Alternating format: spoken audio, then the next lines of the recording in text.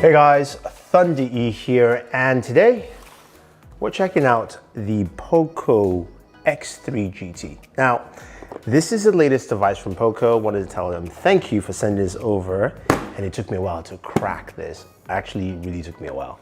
But anyway, the latest from Poco. And as you've known this year, Poco has released a ton of new devices out there. And I have to say that I'm impressed with the kind of variants they have. Now, the X3 GT is a very interesting device. It comes with a 6.6-inch display. It is a Full HD Plus display, also 120 Hertz. So we all love that, which means faster touch response time. It's also got 240 Hertz touch sampling, which is great for gaming, as well as also just regular browsing. Speaking of gaming, this is running the MediaTek Dimensity 1100 processor. Now, this is the first time I've experienced this processor, so I'm going to be doing some gaming with it to see how it is. But overall, I think Poco has done a good job with the way this device looks. Speaking of those looks, you have this gradient color. From the bottom, it's black to gray at the back. The camera housing supports a 64 megapixel camera sensor. You also have an ultra-wide camera lens as well, which is pretty nice. Now, this comes with a 5,000 milliamp battery, and it doesn't feel super heavy, which is great. But to top it all off, Poco includes a 67-watt charger, so giving you some really fast charging times. You can expect this to be well under an hour, about 30, maybe even minutes less than that, which is pretty cool with this device. You've got also stereo speakers, so that's actually great, and Dolby Atmos built into it. So I've listed a lot of specs for you, but you're wondering, okay, how does this device feel?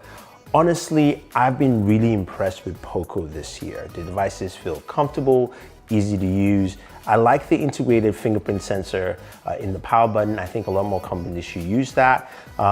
If you don't want to go with the in-display power fingerprint sensor, which is fine by me.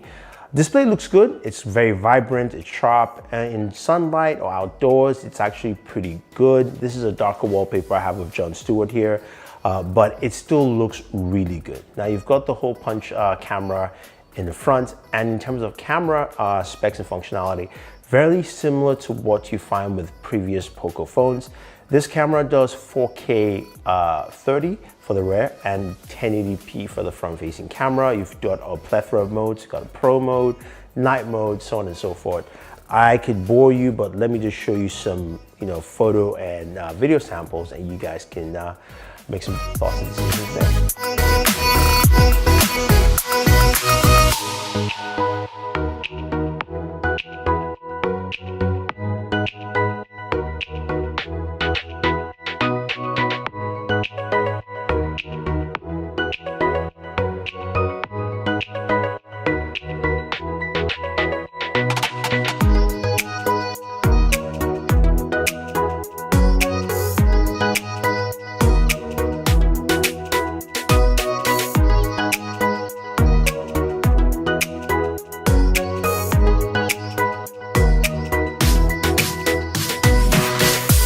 Okay, so the photos looked good. Daytime photos are sharp and vibrant. I do like that. When it comes to low light photos, it's okay, but for a device like this, I think it's fine. And the video is solid for what it's offering. Now, let's get back to that Dimensity 1100 chipset. We, of course, did some gaming, and we decided to play the games we love to play on this channel. So starting off with Call of Duty Mobile. I was able to do the highest settings, but not every single setting with that. But it still ran well and smooth. Now, I couldn't use my benchmark tool, which is Geek Benchmarks, just because I think this chip is just not available yet. But I was able to read it off the, of course, inbuilt game tools that they do have with all the Poco phones. And it still ran that at 60 FPS, which is nice to see, and it ran well. Now we move over to a game like PUBG Mobile, which can be intensive in terms of performance. Now with PUBG Mobile, I couldn't do Ultra HD Ultra, but I could do Smooth Extreme, which is also a really high level to play at. and playing PUBG Mobile, I got 60 frames per second. Things ran well, ran pretty smooth also. It was a very nice, fluid experience with that, 120 hertz display. Really comes up very, very nice.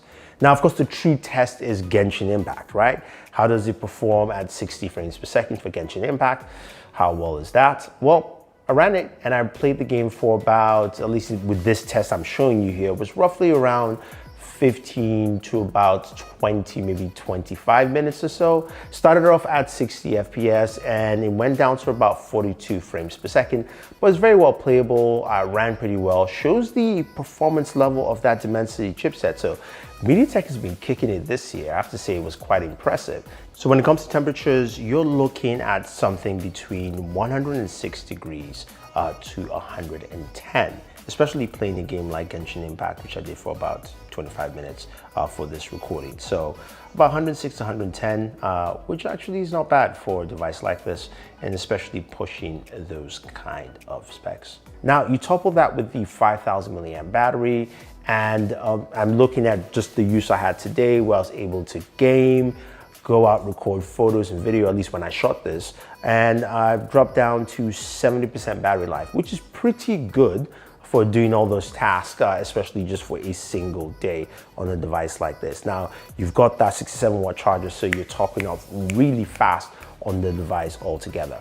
Now, I think overall though, this is a very compelling offering, and in terms of pricing, I can't tell you what the price is because at the time when I received this mysterious box here, I don't know how much it costs, but it's a Poco device, so which means it will be relatively priced well.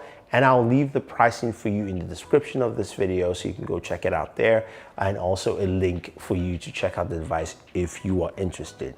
Overall, I think Poco's done a really good job with devices this year. This is also a 5G device, which is the standard, I think, in 2021, and definitely makes sense.